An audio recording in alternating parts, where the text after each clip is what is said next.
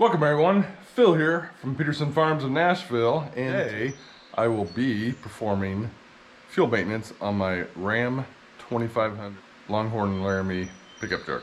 It's a diesel, so it's got two fuel filters. We've got the front fuel filter, it's a filter and O-ring. Then we have the rear fuel filter, which is this casing, O-ring, and then the sensor, which you'll see later goes down in there. Some of the items that I've procured. One is a 1/2-inch ratchet wrench and a 1 1/8", or I didn't have a 28 millimeter, and that's what it actually is, but 1 1/8" works just fine. And I have a couple extensions just in case we need them for the front fuel filter. I also have this tubing, which you'll see how I use that to drain from the drain hose on the front fuel filter down into a bucket, just a avenue for the fuel to travel. And then one of the handiest things, and I can't believe how quickly I got this, and you can see here in the diagram, it is used to take that sensor off of the filter, which is a pain in the butt. Then the other thing we'll be using is one of my favorite tools here. It comes in super handy for oil filters and fuel filters.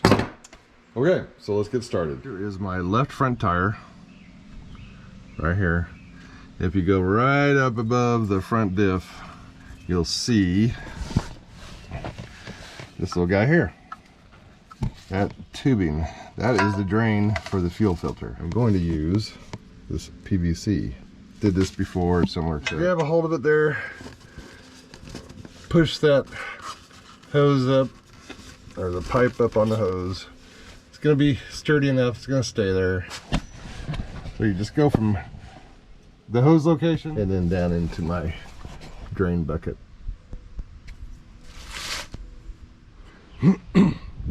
Okay, the next item is come up top side here underneath the hood, and you can see with my handy dandy new light I bought today from Real King, you can see the fuel filter top cap in this shut off. All right, we're gonna go ahead and open up the drain, go through that tubing, PVC pipe down below. Then some people use an extension and get up high. I find it just as easy or simple to be able to get it from right here. Just loosen it. You get it loose enough to grab it by hand.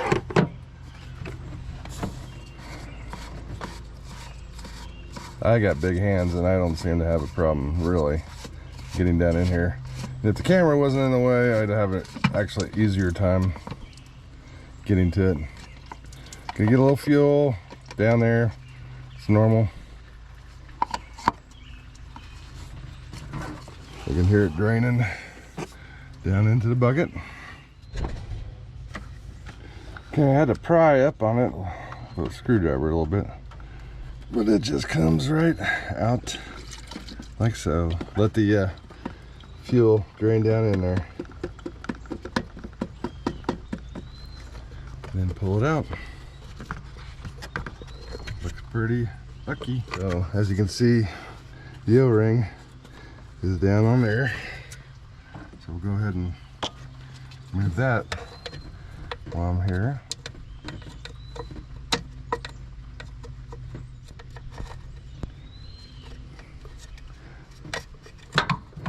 The kit comes with a new O-ring, so don't have to worry about tearing it up or anything like that. Alright, so you can definitely see a clear difference between the old filter, really dingy dirty, and the new filter. Nice and off-white, let's say, call it that. Okay, we're going to put the O-ring on, being careful not to overly stretch it or rip it.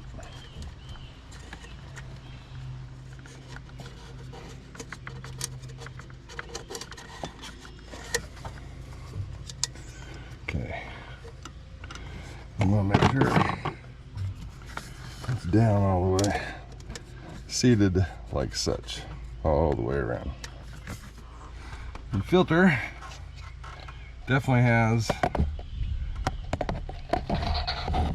a way that it needs to go in there.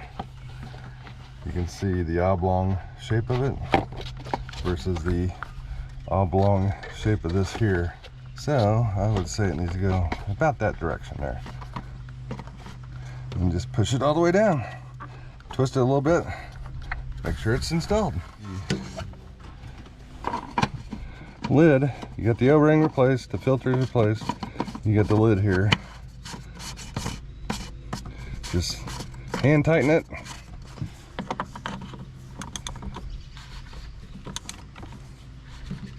I'm gonna come back and torque it here shortly. But remember to shut the fuel valve off right there. Voila, front is done. Get this tube on that drain.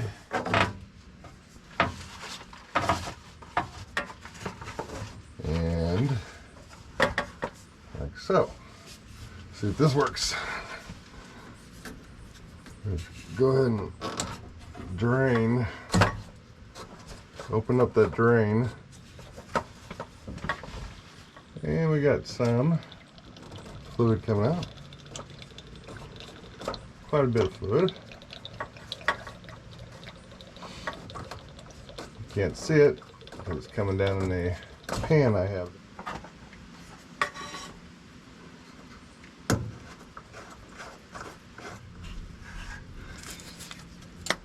There we go.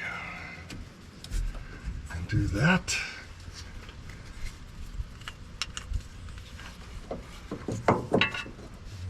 We're just loosening it up here.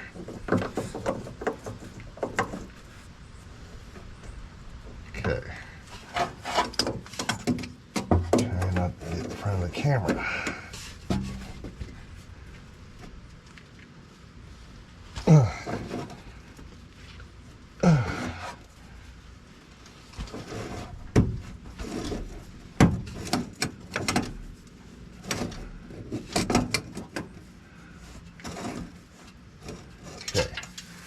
Now we can get it by hand.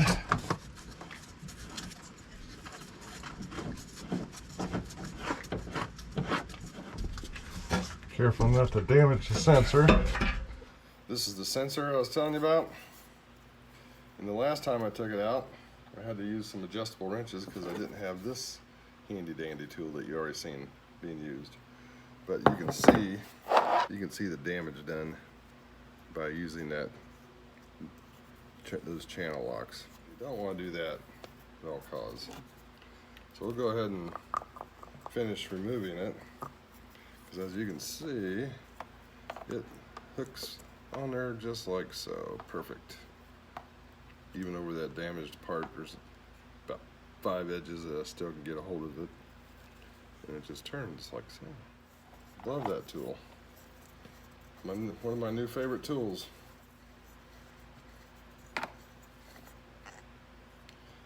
There's the sensor itself. You don't really want to touch that or mess with it too much. And you're going to have some more fluid spill out here if you turn this over. There's a gasket on there. Let's see what comes with the new one.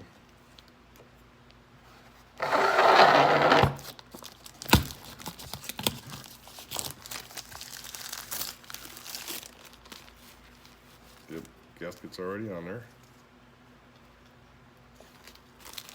This is the gasket for the sensor.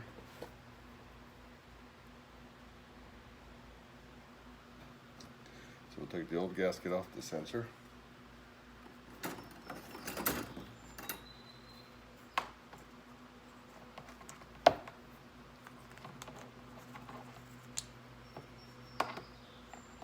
Dispose of it, put the new gasket on the sensor housing, and then we will go ahead and start the process of reinstalling. Right now we'll just get it snug. Do the same thing we did when it's in the vehicle. Of course, it's probably going to be snug enough right here. Yeah. You don't want to break it or crack it. Just get it snugged up there. And there we have the sensor installed on a new filter. Ready to reinstall into the pickup truck. So just want to make sure that everything looks clean and clear. I don't see any major dirt or anything like that. And then just start.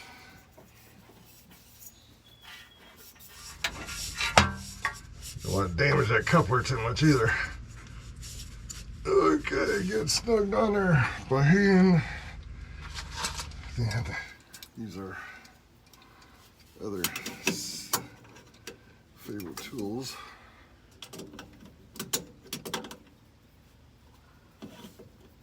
Just get it snugged on there. There we go. And plug our coupler back in to its adjoining partner. You want to make sure you heard the click. Pull, push, pull, push. That's what we do in the automotive industry. Push, pull, push. Confirm that couplers are set. And just make sure that drain is shut off all the way. And we are complete for the underside. All right, the next thing you want to do is, without starting the vehicle, so you want to keep your foot off the brake, and we need to just push the start button to get the filters filled with diesel. So last time I did this oil change, it said you should be able to do it 3 times. I did it 5 or 6, and it still went it still ran on before it started. So the key here is to try to avoid that run on for it to start. So let's give it a shot. Count with me. That's 2. Just going through the motions here, hitting the start button without my foot on the brake.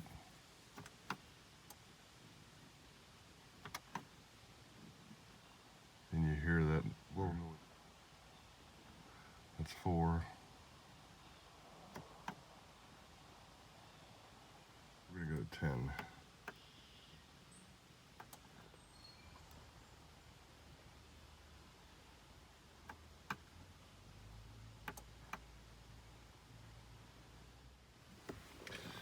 All right, we'll give it a shot here. So hopefully it doesn't run on.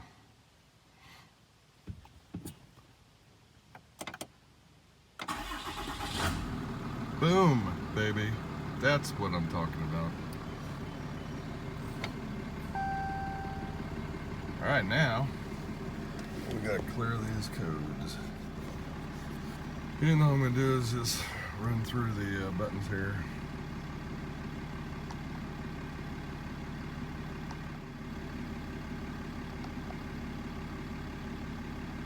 Life, I just changed the oil yesterday. Fuel filter. Alright, so we want to hold this button. Confirm reset. So we toggle down. And then just press the right button. And it resets. 99%. Alright, job well done. Alright, another job checked off my list this week. Changing the front, rear fuel filters on my Ram 2500 Cummins diesel. Got something out of that. Picked up a few pointers, especially that special tool. That's a must, in my opinion. So, till next time, Phil from Peterson Farms of Nashville, signing out. God bless y'all, and get out and enjoy the day. It's a beautiful day. Don't get stuck indoors.